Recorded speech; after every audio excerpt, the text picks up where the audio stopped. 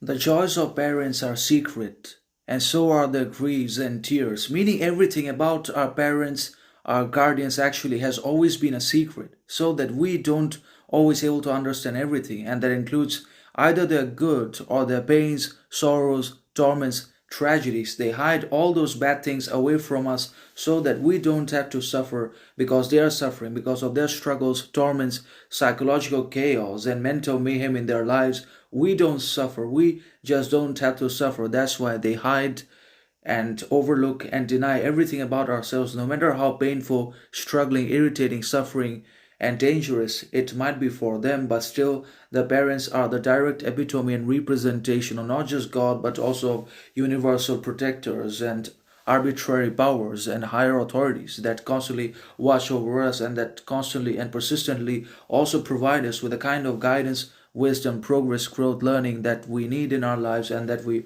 also desperately need and desire for the ability to continue to move forward, to continue to make progress and make mistakes and never stop the learning process at all. So that's how the parents are. They are the gods, they are the creators of life, and they also are the initiators and instigators of our wisdom, intelligence, knowledge, quality, character, authenticity, transparency, kindness, education, and all that we achieve in our lives, all that we satisfy, fulfill, actualize in our ambitions, aims, uh, intentions happens because of our parents in the first place, because of our parents' sacrifices, compromises, and parting ways with their dreams, desires, ambitions. Now we all have that. So everything we achieve, all of our achievements directly have to do with our parents' tragedies, sufferings, compromise, sacrifices, and all else that they have been through, that they experienced in our lives, that they hid, that they obviously tried to do away with. So, but that is still there, and we can